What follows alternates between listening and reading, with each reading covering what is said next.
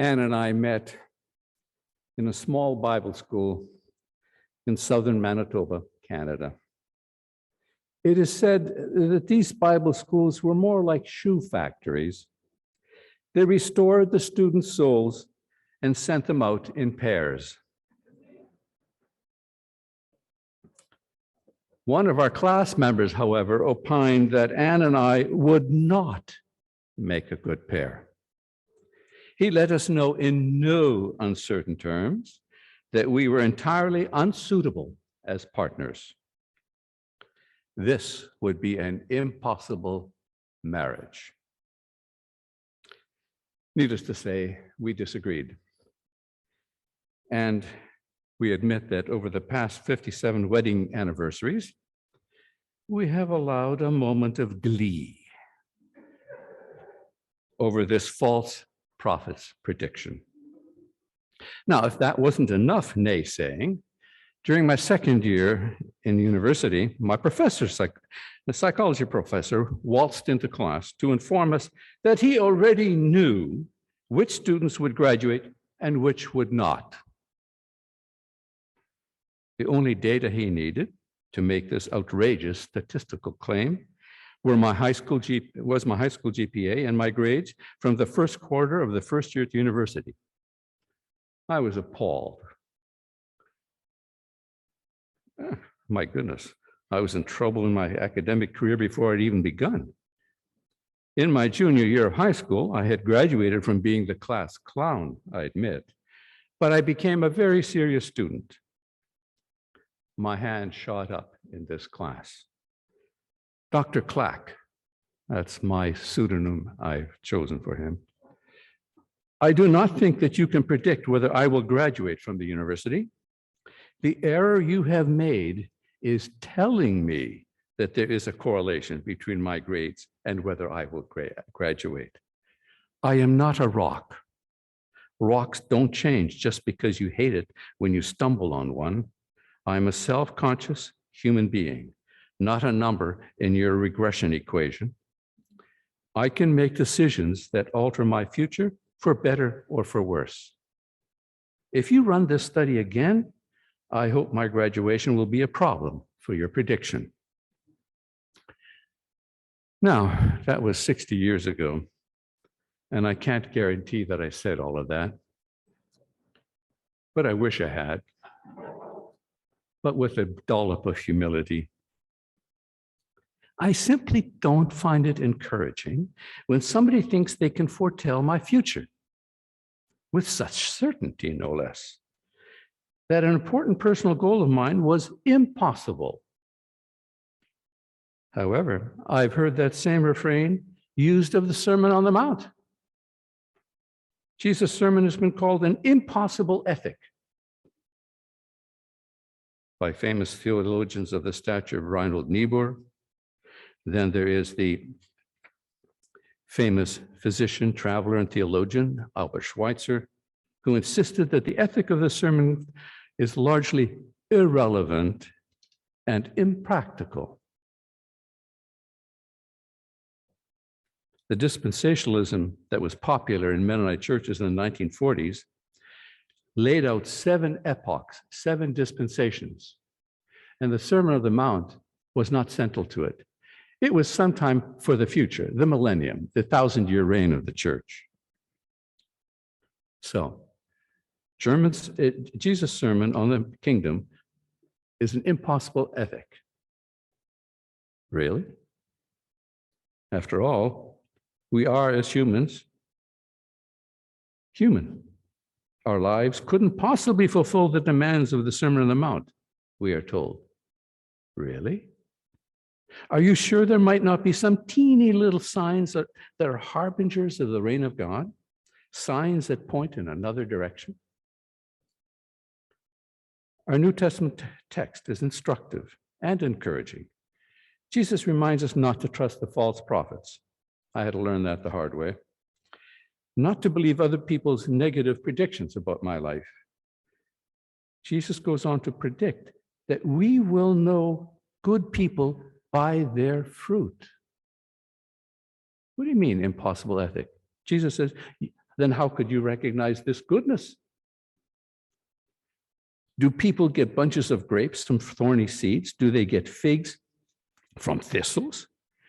In the same way, every good tree produces good fruit. Apparently, those who think that good people can't embody what is good are wrong.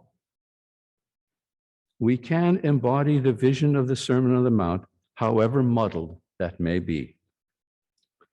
Our task is not to predict statistically who will pass or fail. Rather, our task is to imagine the good and to honor it. In Elisha's story, the servant is horrified to find an army has surrounded them. Elisha responds calmly, "Don't be afraid. Those who are with us are more than those who are with them." This servant could not imagine that the heavens were filled with chariots. His vision was transfixed on the present and on what he saw. Where some see weakness, others can see hidden strengths.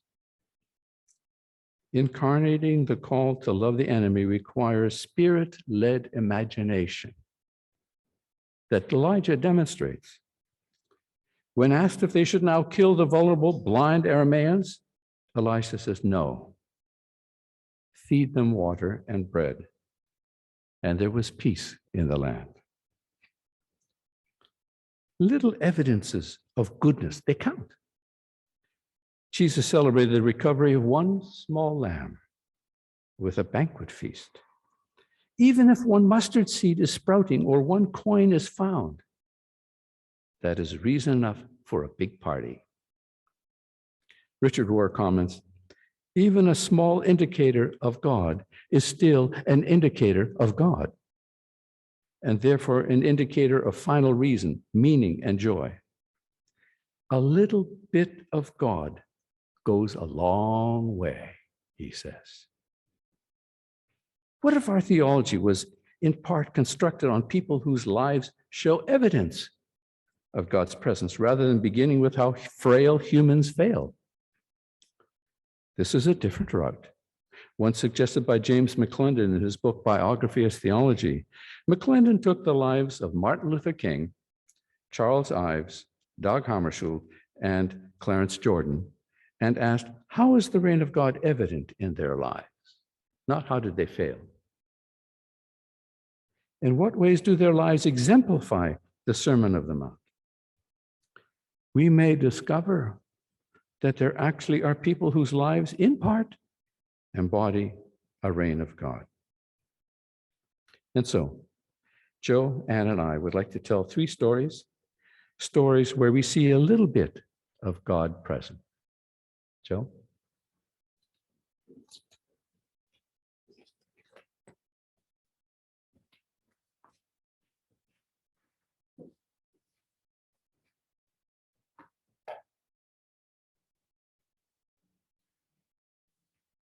My story is going to be about communion,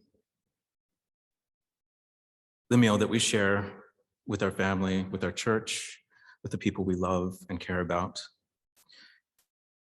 As a pastor's son, I grew up in church.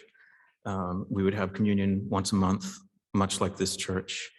And my earliest memories are of feeling like there just wasn't something right. And we usually begin with a preface that you probably hear in most churches, and that's from the first letter to the Corinthians. Therefore, whoever eats the bread or drinks the cup of the Lord is in an unworthy manner, shall be guilty of the body and the blood of the Lord.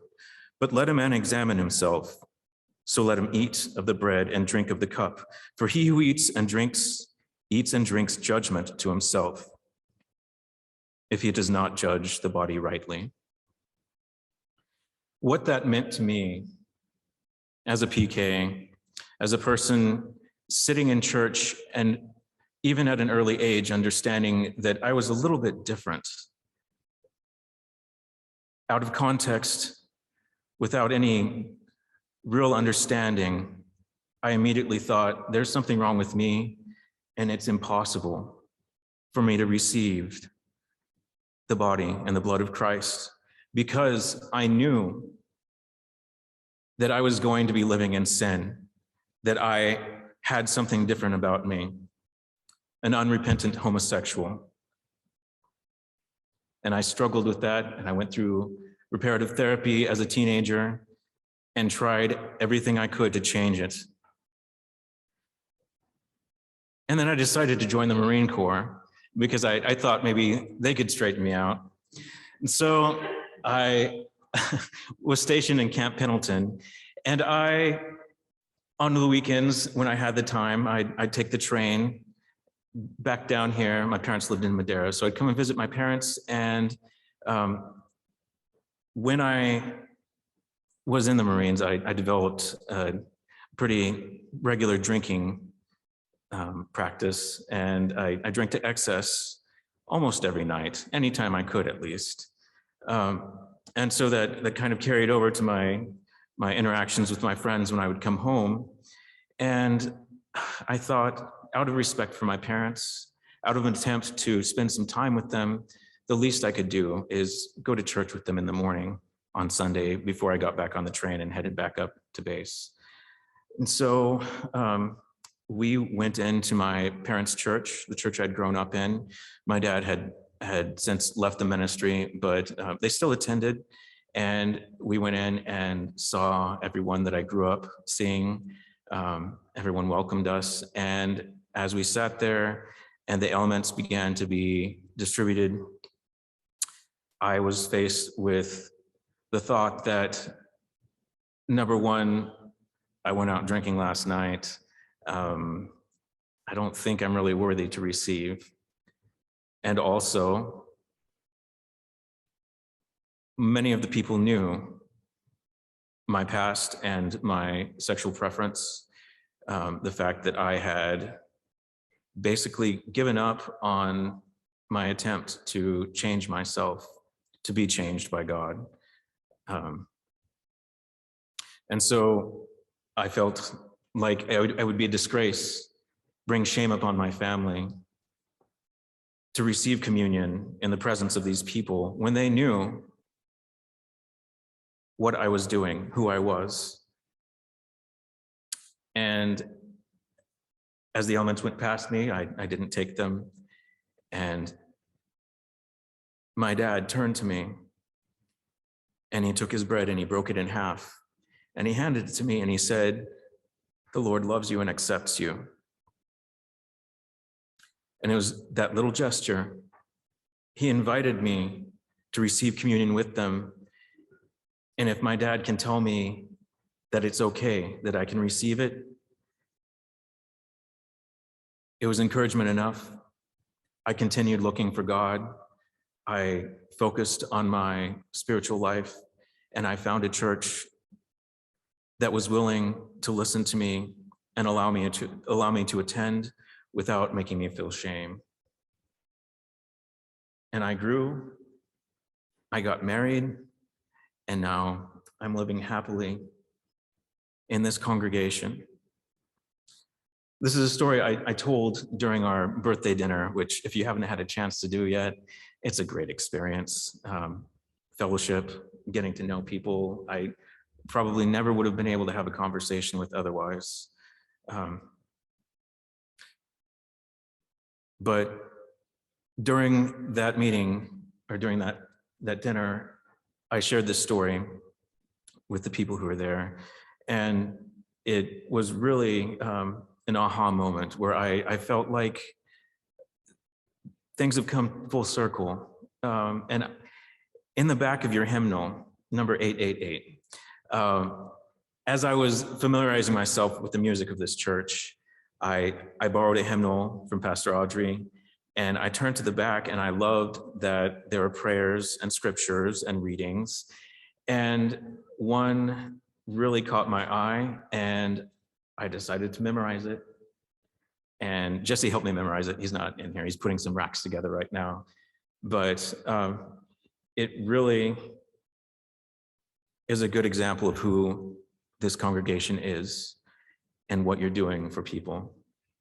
The preface to communion is perfect for this congregation, and go ahead and follow along and read along if you'd like to. But friends in Christ, God knows our needs before we ask, and in our asking, prepares us to receive the gift of grace. We open our lives to God's healing presence, seeking peace with God and reconciliation with our neighbors. We are mindful not only of personal evil, but also of the communal sins of family, class, race, and nation. We confess to God whatever has wounded us or brought injury to others, that we may receive mercy and become for each other ministers of God's grace. Hear the good news. Who is in the position to condemn? Only Christ. And Christ died for us. Christ rose for us. Christ reigns in glory for us. Christ prays for us. Anyone who is in Christ is a new creation. The old life has gone, a new life has begun. Know that you are forgiven and be at peace.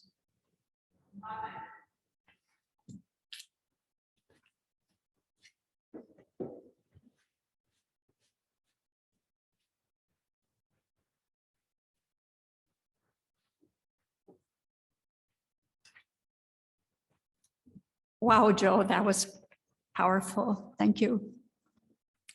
How can I tell my story now? Well, it's not my story, it's Muriel's story, a friend of ours. Muriel, a friend in Southern California, grew up in a Mennonite church. She tells a story that suggests a surprising way to relate in the face of the unexpected.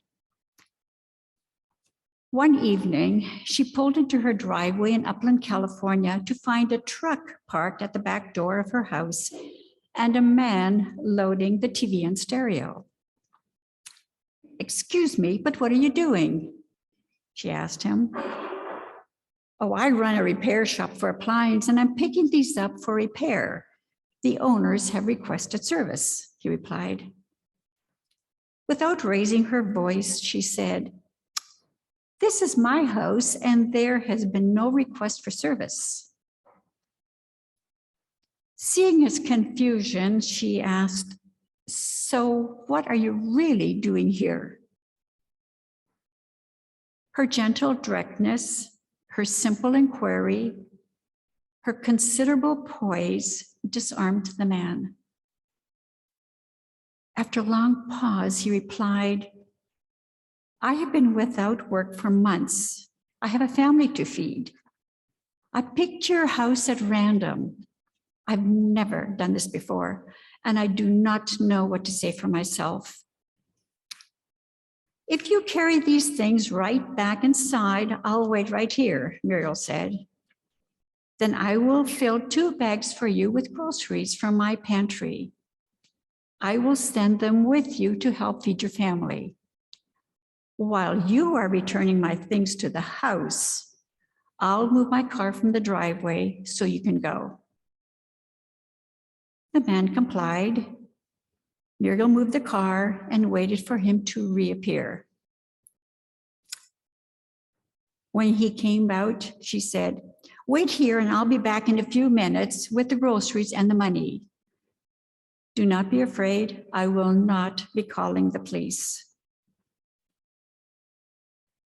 Minutes later, she walked back with 2 large sacks of foodstuff. As she was giving it to the man, 2 public utility men came up the drive. "So you did call the police after all," he said. "No," she said. "I do not know who these men are, but you are free to go." The men wearing gas company uniforms nodded and went on back to check their connections. The man backed his truck from the drive and was gone. But a few minutes later, he returned, rang the doorbell, and said, I am returning the money I took from your dresser drawer. I am deeply sorry that I broke into your house. Months later, a well-dressed man appeared at the door with an envelope. Lou, Muriel's husband, entered the door. "Do you know who I am?" the man asked as he handed an envelope to Lou. Something about his embarrassed look suggested the man's identity, and Lou said, "I think I can guess who you are, but I'll give the envelope to my wife." Inside the envelope was a $100 bill and a note. The note read, "You treated me with kindness I did not deserve. It was my first attempted theft. It was also my last. I am enclosing a gift for the groceries. I almost messed up my whole life that night, but your response turned me in a different direction. I took the food home to my family and then went away to the desert for a spiritual retreat to find my soul once more. I have since found a job and a new sense of direction for my life. Thank you." Muriel does not recommend her actions as a model for anyone else, but she does recommend treating the other, even when the other may be an enemy, as you yourself would like to be treated, with the respect of genuine concern for the other's needs, as well as for one's own. She trembles with fear when she recalls her encounter, but she has no regrets about her choices.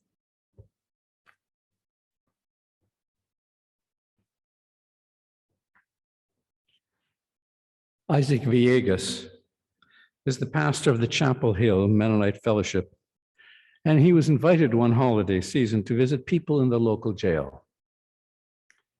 When he arrived, he found a cluster of women packing gift package bags and food items for imprisoned mothers and caregivers. The local chapter of the Southerners on New Ground is a queer, Black-led abolitionist organization that had raised thousands of dollars to bail out Black women so they could be home for Mother's Day.